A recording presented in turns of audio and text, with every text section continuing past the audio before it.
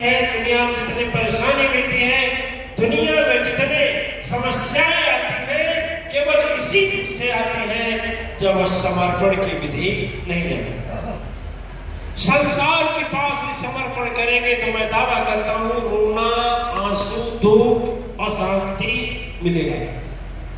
यहां तक कि गुरु के पास भी जाएंगे तो गुरु के पास भी संसार तो मिल जाएगा, लेकिन संसार को बनाने वाला नहीं।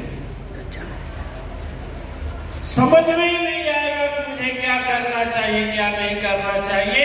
यह पाठ को पढ़ाता है तो सदगुरु पढ़ाता है। गुरु और सदगुरु में बहुत अंतर होता है, होता है ना। को सिखा दिया अभी गुरु हो गया। कोई ड्राइवरी नहीं आ रहा है, चलाने को सिखा दिया अभी गुरु हो गया। हारमोनियम बजाना नहीं आ रहा है कि बजाने को सिखा दिया अभी गुरु हो गया। सदगुरु सभी नहीं होते, इसलिए सबको सदगुरु नहीं कहते। सदगुरु और गुरु में बहुत अंतर है, बहुत अंतर है। दिव्या कितना हो बड़ा ज्ञान हो जाए, लेकिन जब सदगुरु और गुरु का भेद समझ में आ जाता है तो वही जी मानव के संपूर्ण जीवन के लक्ष्य को समझ लेता है कि हम मनुष्य बनाकर भेजने वाला हमको इस धरती पर किस लिए भेजा है, किस लिए भेजा। एक आप लोग सुने होंगे, बड़ी प्रचलित यह दृष्टांत है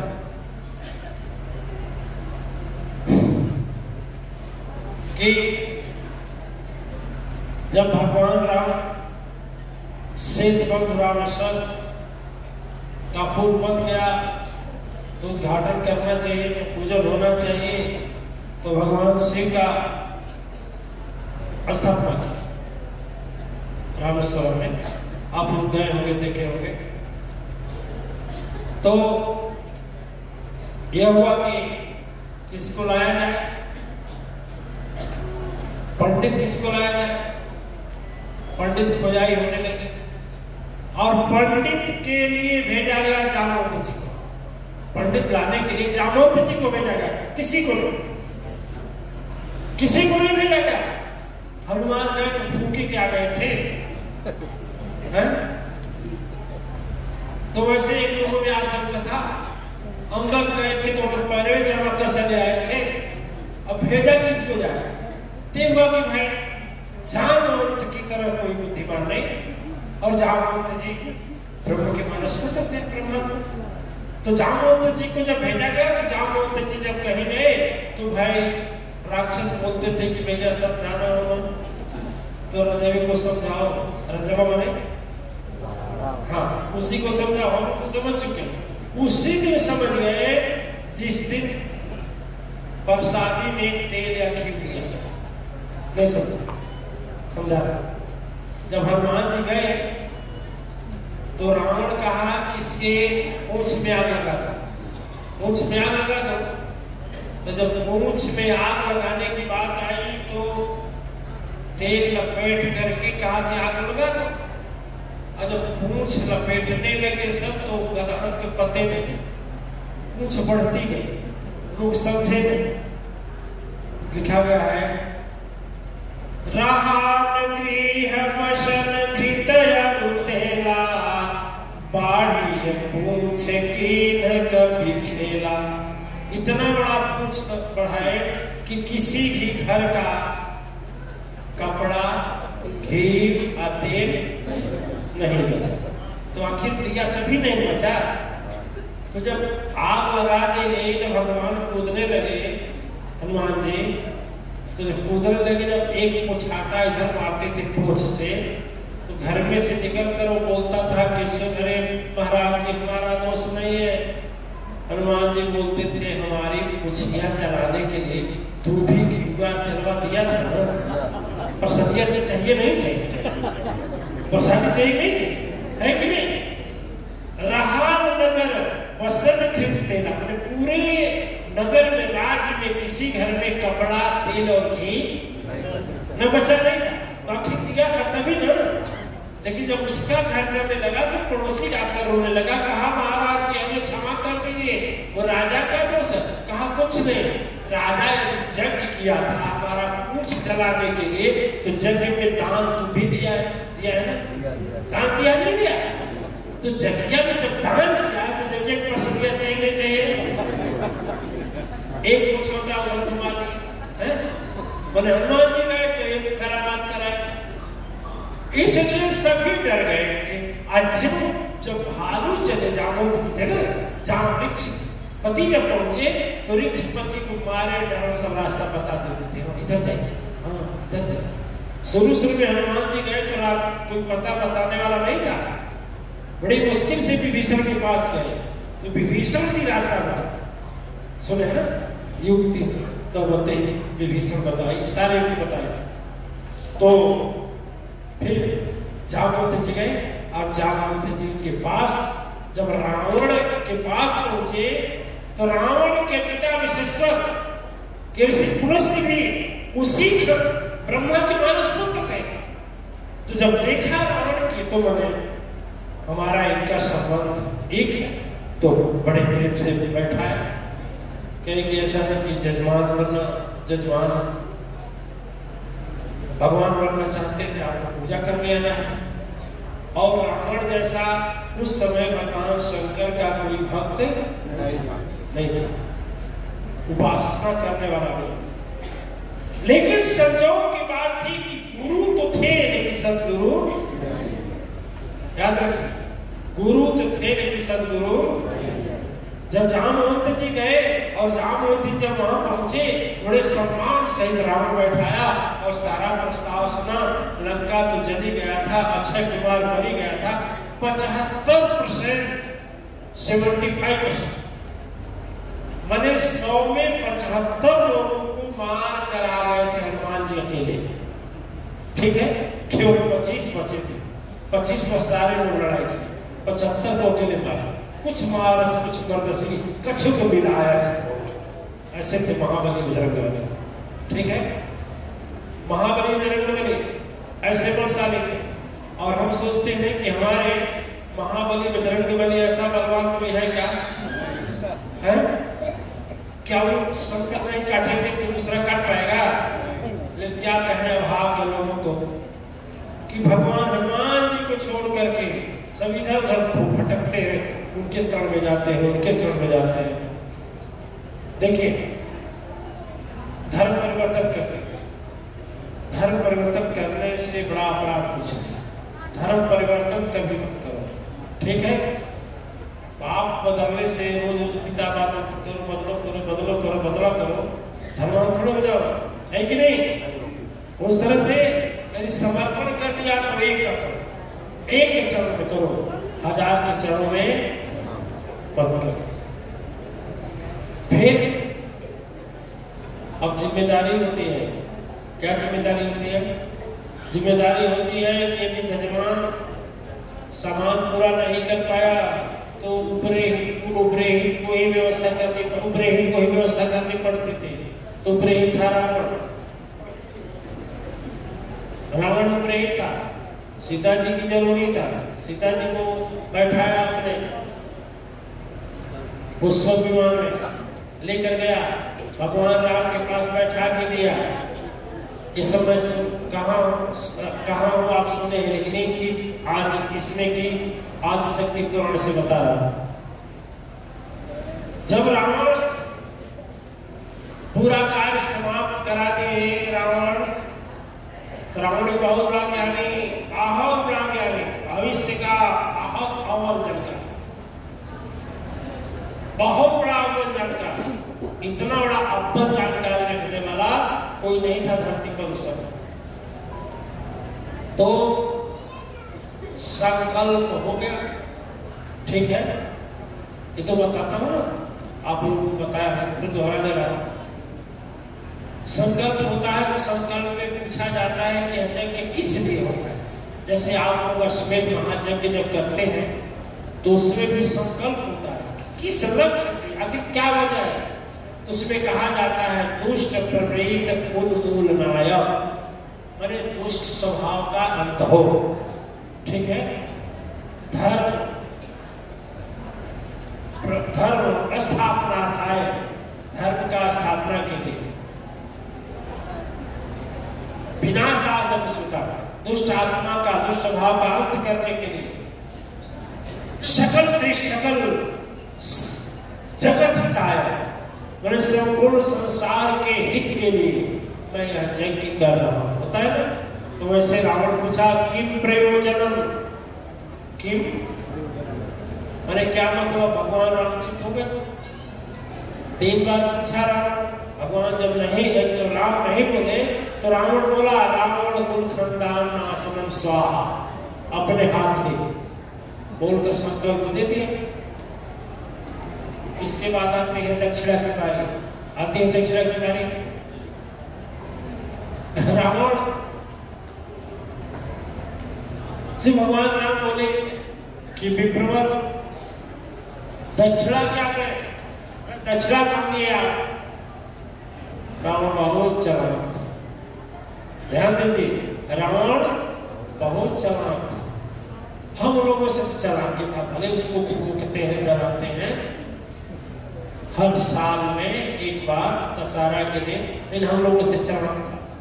इस मामले में जो मैं कहने जा रहा हूं, रावण इतना चालाक था कि जब भगवान राम बोले कि दक्षिणा मांगिए, विप्रवर क्या दक्षिणा दें,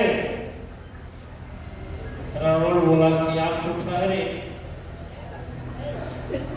तापसी भेष वर्ल्ड कप करने में, तापसी भेष में आपके पास है कि हाँ कुछ देने के लिए, लेकिन हाँ आज शक्ति पुराण बताता है, आप सुने हैं नहीं तो सुन लीजिए, बोल रहे जैसे बोले प्रभु सुनो, हे दस कंधर क्या कहना है, आखिर तो कुछ हुआ दक्षिणा, राम को क्या अब देना है।